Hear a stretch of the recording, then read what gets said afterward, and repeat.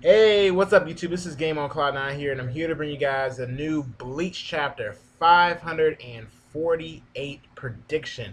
And finally, after weeks and weeks and weeks of waiting for Bleach, I think 5 weeks to be exact, we're finally back. I mean, shoot, man. I felt like I was going through some kind of withdrawals or something, like I was on some drugs, like for real, man. Like Bleach, I was just wondering when this thing was going to be back. I mean, I knew exactly when, but it just felt like forever. I mean, I've actually watched entire series like of different anime in that particular period to just try to fill the void of Bleach. I mean, I felt like I was like a hollow with a hole, man. I know a lot of y'all know what I'm talking about. I'm pretty sure I wasn't the only one out there who was missing themselves some Bleach. Hopefully the anime comes back at some point. Don't know when. I know there's always rumors every now and then that pop up. I really think the anime will come back after the manga's done. But anyway, that's besides the point. Let's talk about this week's chapter of Bleach. Now, I want to start off by saying I thought the cover page is pretty cool. It wasn't anything too drastic for it, but you can kind of see Ichigo Zangetsu's in them. But the color spread of the cover page with Ichigo with the we saw it looked like actually it kind of resembled like he was like kind of in the final Getsuga state, even though it was just his Shikai's. You saw his robe, and it kind of looked like his robe was made of the Getsuga. So I thought that was pretty nice to see. His face looked a little bit darker, so maybe there's some new technique he has. For all we know, maybe the final Getsuga Tensho is not necessarily the final Getsuga Tensho anymore, but maybe something that he can do, let's say in Shikai. Maybe he can do like a form of Mugetsu in Shikai now, since it was only a little bit of his power. But that's just a thought out there. Let me know what you guys think about that one. But from that, oh yeah, I also like the seeing everybody on the side, of course, of Ichigo. I thought it was just the cover page was really nicely well done. So I thought it was a really nice touch that Kubo did in terms of how he laid everybody out. I mean, I actually looked at this cover page several times, several times. I just liked everything about it. So let's move on past the cover page because I've been talking about this for a second.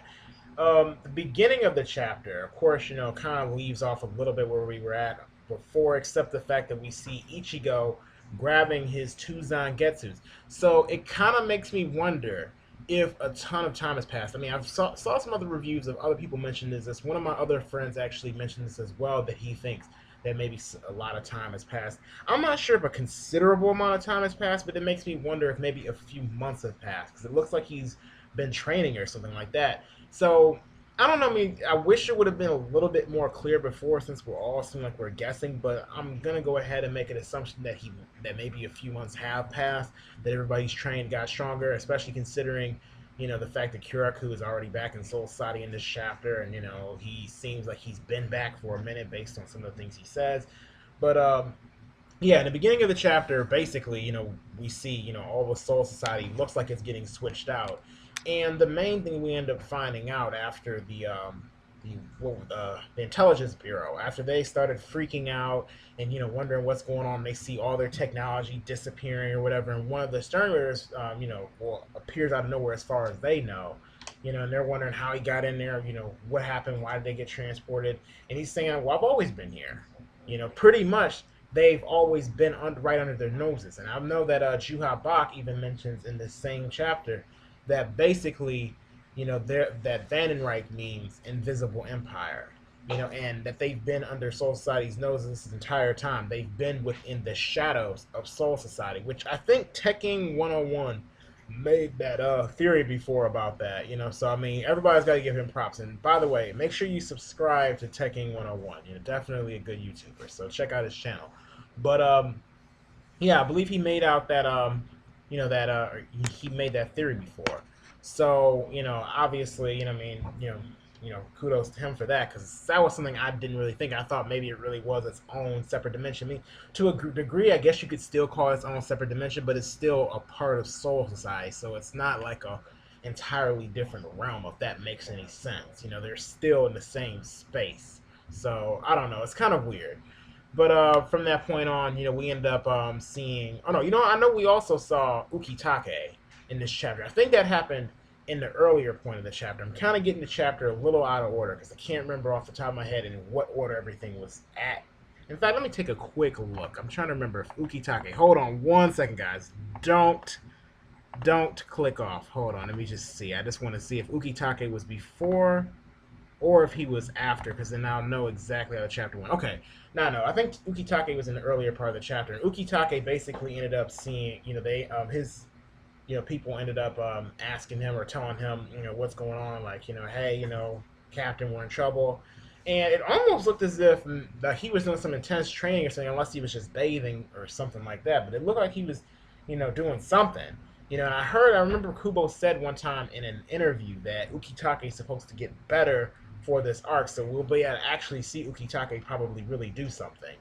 But to get back to the part where the intelligence bureau was at, we end up seeing Mayuri come out of this room basically covered in this special clothing, which I'm kind of wondering if it's somehow linked to the Arankar stuff that he found, the bodies he found. I mean, I could be wrong, it may not have anything to do with that, but I'm thinking it probably does, only due to the fact that maybe it prevents people from being able to steal Bankai, because obviously that's been a huge problem for Soul Society at this point.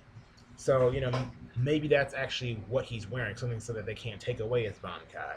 Because he seems pretty well prepared and not really worried. But he set up his own lab, basically, to stop the Vandenreich from being able to, use the shadows to be able to come into it. So basically, there are no shadows in his room. So I don't know. I mean, there still needs some explanation as far as what he's wearing, like what exactly it does, but obviously he's rigged his rooms where they won't be able to enter it. So if there's probably any safe place in this Vandenreich Empire place, I guess you could say, then it's probably in Mayuri's room right now, considering the fact that he set it all up. I know Kuraku also said in the chapter later on, I know he had a run-in with Hashwald, and Hashwall confronts him, and basically, he like, of course, Kiraku, he's kind of surprised by it. He said he made all these preparations, and they still end up slipping in, obviously through some means, but obviously we find out that they didn't slip in, that they really been right there that entire time. Hashwall, basically, he's getting ready to fight against Kiraku. Kiraku figure out that they haven't been wasting any time, basically trying to take out the head, and they even sit their strongest opponent, so that kind of throws Kiraku off a little bit. And now we're getting ready to see a clash between these two. And I don't see how Kiraku's going to be able to hold a candle to him, especially since he can't use Bankai. Because, I mean, at this point, remember, they don't have a way of being able to stop these guys from using Bankai. He, obviously got his butt whooped by the other dude. So we'll see what happens from this point forward. But I'm assuming Kiraku has something up his sleeve because he knows they could steal Bankai. So he may have done his own special training of his own if some time has passed, I'm assuming. Of course, they introduce each other. We find out, now it's 100% confirmed that Hoshwald is like the strong side of the Stern Ritter, which I like to hear. Oh yeah, the end of the chapter, probably the, I guess you could say the cliffhanger. We finally see, I believe his name is Busby. He's attacking basically a bunch of Shinigami, killing a bunch of them, setting them on fire, through some means. And, basically we see Hitsugaya come out of nowhere and create some, I'm assuming it's an ice wall. That's what it looked like, an ice wall to basically protect the Shinigami. And, of course, he's about to take on Busby for himself, along with Rangiku. And that pretty much was the cliffhanger where it ended off. Now, I know I talked about this a little bit out of order, but one thing is for certain, if I were to talk about this chapter, I felt like, it was a great chapter. Not a lot happened, not as much as I would have liked to have coming back from a break, but it was enough. Like, we got an explanation on the, the whole Vandenreich, or not, how the Vandenreich ended up appearing out of nowhere, or not necessarily nowhere, but how, like, what actually happened, like, when everything switched out. We got an explanation on that. Obviously we saw, little panel of Ichigo, so, it kind of implies maybe some time has passed since we saw him holding his two Zangetsus, and he looked like he was in some, dojo floor, maybe training, so I'm assuming, he's been getting stronger, been, increasing his strength, so I think that even though it wasn't hardly anything, it was on like two panels, I think it does matter, and it does add to something. As far as the cliffhanger goes, it's a little confusing if Hitsugaya is using, ice. And the reason why I say that is because I thought he got his if he got his Bankai taken away, I thought that meant he can't use his Zanpakuto powers. I mean, maybe I was wrong. I mean, apparently I was wrong, considering that he somehow is using his Shikai. Because I don't see any other way he could have created ice unless it's some type of keto that he just used. Because again, I thought once you lose your Bankai, everything's gone. That's the way at least they made it seem, but apparently, you just can't use your Bankai. You can just only use Shikai. But I remember Hitsugaya ended up saying when he got his Bankai taken, Hiromaru, I can't hear you. Where are you? So it's like, okay, if you're calling out, I mean, obviously Hiromaru was there. If you can still use your Shikai, it's not in its full strength. I mean, that's my assumption. So it's a little confusing. So I do need an explanation on that. I'm not gonna take away from it or this week's chapter or anything like that, because obviously you want to give the writers a chance to be able to give an explanation of things before you jump to conclusions. I see that a lot sometimes. People just jump to conclusions, so I'm not gonna really take anything away from that. And of course, Hitsugai is one of my favorite characters, so I'm ready to see him really go in. As far as my overall enjoyment of this chapter, I pretty much enjoyed the whole thing. And especially that color spread. I really enjoyed the color spread. Pacing wise, it was pretty decent. There wasn't really any major problems I had with this week's chapter in terms of pacing. It was just overall average.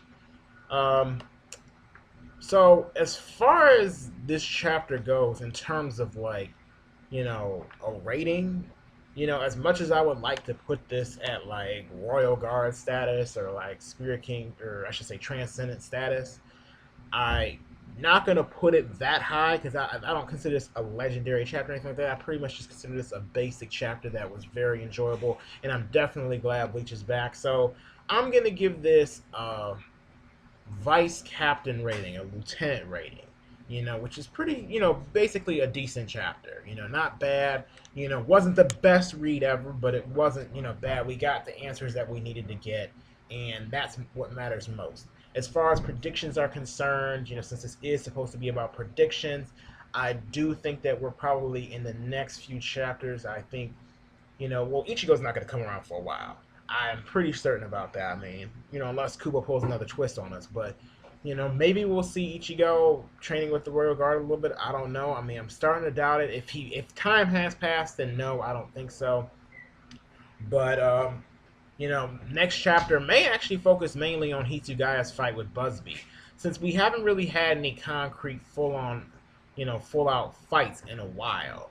And maybe pan over to a few other people on the Soul side, maybe get Shinji's perspective, since we did see them in the chapter as well, as far as like a flash of them. So I'm thinking maybe see a little bit more of this fight, maybe coming into next week's chapter, but then flashing over and seeing who else the other captains are getting ready to face. Because I don't think we're going to see anybody else enter the battle for a little bit. I think they're going to let them fight for a little bit. Maybe even Komamura will make his way back sometime soon, because I definitely think, he's probably going to be stepping up to play sometime soon. I'm hoping that Kubo is not going to rush anything. I hope that we get to actually enjoy every single fight for what it is. I really do hope that this actually is going to be the longest arc, because I know there's been some people out there that have been a little bit worried whether or not this will be rushed, or we're going to be skipping over stuff. I don't think we are, but there's always that chance, because we know how Shonen Jump is, in terms of how they like to handle their series. If the rankings drop a little bit, they're ready to cancel anything. So, hopefully Bleach is doing well. Hopefully things, continue to get better at this point. Kenpachi probably won't enter for a little bit. I think he'll enter before Ichigo, but we probably won't see him for a little bit. Maybe, I'm not sure when Mayuri will fight, but I do think that, from this point, I think next chapter is going to mainly focus from the continuation from the Hitsugai. I think they're setting up from that. I don't think Kubo's going to jump around too much more, except to show the other captains get ready to start their fight, and maybe the following chapter we'll see like Ukitake or something, but that's just what I see, since it was a simple chapter. So let me know what you guys think as far as this week's chapter of Bleach. Did you like it? Did you think it was good? Did you think this is a good comeback? What do you think about this color spread? Also, what do you think about Ichigo? I guess do you think that in the color spread that this is foreshadowing and maybe the Ichigo being able to use Mugetsu, like a consistent technique, like maybe like a Shikai move. That maybe Mugetsu is going to be like a hyper version of the Getsuga Tensho that he's going to be able to use more consistently now that he has his power. Because I think that may have been a little bit of foreshadowing, considering the fact that his hair looked a little black in it. But that's just what I think. So again, rate this video. So if you liked it, please put a thumbs up. If you didn't like it, you can put a thumbs down. The choice is yours. Don't forget to go ahead and subscribe to my channel if you enjoy my content and you would like to see more. Anyway, see you guys later.